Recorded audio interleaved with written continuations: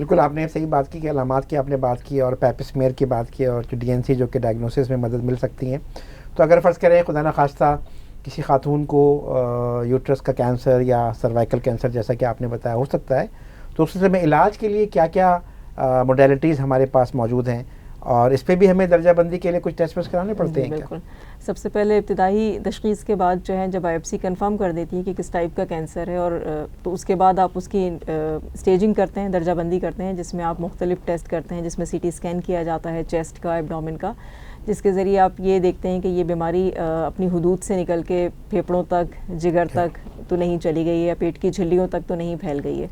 اگر بیماری کی علامات اور جگہوں پر نہیں ہیں اور جو یوٹرس کے اندر ٹیومر ہے وہ آپریشن کے قابل ہے, جس کا فیصلہ کہ سرجن کرتے ہیں, تو سب سے پہلے اسٹیپ پہ آپ سرجری کی طرف جاتے ہیں. یوٹرس کو سرجیکلی نکال دیا جاتا ہے. اس کی بھی ایک کمپلیشن سرجری ہوتی ہے جس میں بچے دانی کے ساتھ انڈا دانی, پیٹ کی جھلیوں اور لمف نوڈس جو گٹیاں کہلاتی ہیں ان کی بھی صفائی کی جاتی ہے, ان کو بھی نکالا جاتا ہے.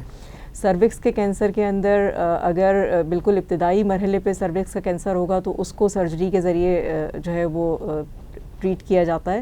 لیکن اگر سروکس کا کینسر جو ہے وہ آس پاس کی جگہوں کے ساتھ چپک جاتا ہے تو پھر اس صورت میں سرجری اس کو نکالنے میں ناکامیاب ہوتی ہے. ایسی صورتحال میں جو علاج ہے وہ شعاؤں اور کیموتھیراپی کے ذریعے کیا جاتا ہے, جس میں اسی جگہ کے اوپر شعائیں اپلائی کی جاتی ہیں اور ساتھ میں کچھ کیموتھیراپی آئی وی ڈرپس کے ذریعے ساتھ ساتھ کمبینیشن میں دی جاتی ہیں.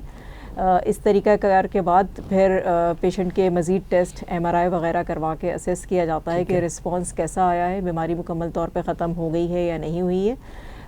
جن مریضوں کی بیماری شعاؤں اور کیمو کے باوجود مکمل ختم نہیں ہوتی ان کی سرجری کی جاتی ہے, لیکن کچھ مریضوں کو جو ہے وہ سرجری کے بغیر بھی ٹریٹ کیا جا سکتا ہے. نہیں بالکل آپ نے بات اس حوالے سے بالکل واضح اور صاف طور پہ کہی. تو ڈاکٹر یہ بتائیے گا کہ اگر خدا نخواستہ کسی میں شک ہے کہ اس کو یوٹرس کا کینسر ہو سکتا ہے یا سروائکل کینسر ہو, تو اس کے بچاؤ کے لیے کوئی تدابیر موجود ہیں؟ جیسے کہ ہم نے پہلے بات کی بریسٹ کینسر کے اندر کہ میموگرام سالانہ بنیاد پہ کرا سکیں, تو کیا ایسی کوئی چیز سروائکل کینسر یا بریسٹ کینسر یہ یوٹرائن کینسر کے اندر بھی موجود ہے؟ سروکس کے کینسر کے اندر جو ہے وہ بچاؤ کی تدابیر موجود ہیں. سروکس کے کینسر کا اگر ہم رسک فیکٹر کی بات کریں تو اس کا مین جو رسک فیکٹر ہیں وہ ایک وائرس کہلاتا ہے جو ہیومن پیپیلوما وائرس ہے.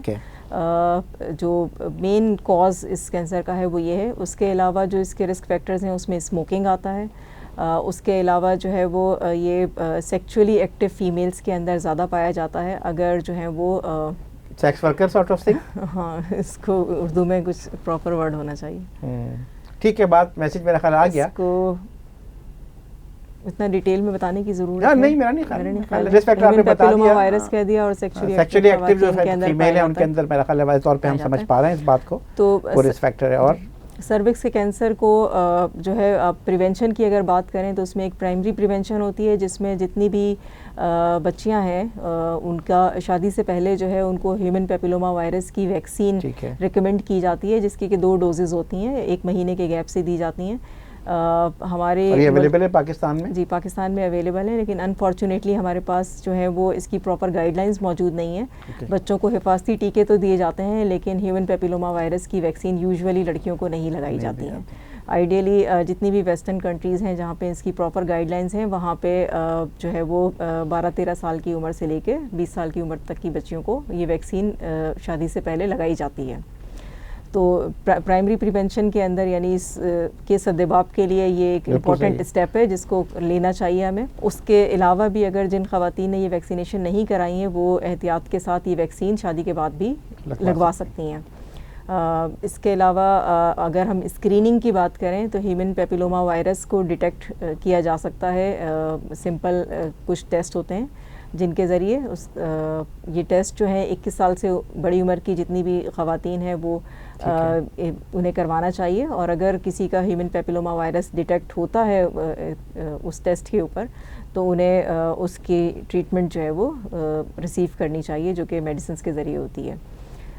اس کے علاوہ جو پیپ اسمیئر ہے, جو جتنی بھی سیکچولی ایکٹیو فیمیلز ہیں, شادی شدہ خواتین ہیں, ان میں گائیڈ لائنز یہ کہتی ہیں کہ ہر 3 سال کے وقفے پہ ان کا پیپ اسمیئر ہونا چاہیے تاکہ اگر کوئی بھی اب نارملٹی ڈیولپ ہو رہی ہو تو اسے جلدی پکڑا جا سکے.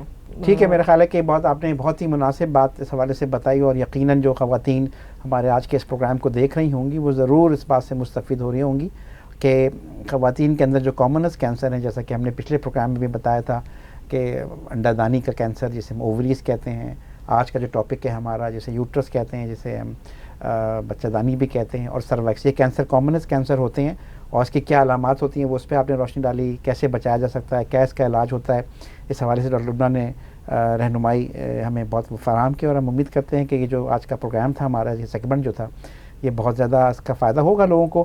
اور ارلی ڈائگنوسس میں یہ پھر بھی بات کہنا چاہوں گا کہ ہمارے اس سیریز کا جو بنیادی مقصد ہے وہ یہ ہے کہ عام لوگوں کے اندر کینسر کے حوالے سے آگہی نمودار ہو، تاکہ خدا نہ خواستہ اگر کسی ان کے پیارے کو ایسی کوئی بیماری کا خطرہ بھی لاحق ہے تو ارلی ڈائگنوسس ہو، ارلی اس کی تشخیص ہو، اور جتنا ارلی تشخیص ہوگی اتنا جلدی اور علاج کا کامیاب ہوگا. تو اس پیغام کے ساتھ کہ ہم انشاءاللہ اپنے دوسرے پروگرام کے لیے حاضر ہوں گے. ڈاکٹر لبنہ آپ کا بہت بہت شکریہ کہ آپ نے اپنا بہت قیمتی وقت دیا اور ہمیں بہت سارے کینسرز کے حوالے سے مختلف پروگرامات کے اندر اپنے آگاہی فراہم کی، جو کہ یقیناً آپ کے لیے ایک صدقہ اور ہمارے لیے بھی صدقہ جاریہ ہوگا. اور اگر اس چیز کے نتیجے میں کسی ایک دو مریضوں کو بھی ارلی ڈائگنوز ہو جائے اور ان کا علاج ہو جائے تو میرا خیال ہے کہ ہمارے آج کے پروگرام کی جو محنت ہے وہ وصول ہوگی. اللہ تعالیٰ آپ کو جزائے خیر دے. آپ کا بہت بہت شکریہ. اور آج کے اس پروگرام کے ساتھ ہم انشاءاللہ اپنے اس آج کے سیشن کا اختتام کرتے ہیں اس دعا کے ساتھ کہ اللہ تعالیٰ ہم تمام لوگوں کو ناگہانی بیماریوں سے محفوظ رکھے. انشاءاللہ ایک نئے پروگرام کے ساتھ ہم دوبارہ حاضر ہوں گے. السلام علیکم ورحمۃ اللہ وبرکاتہ.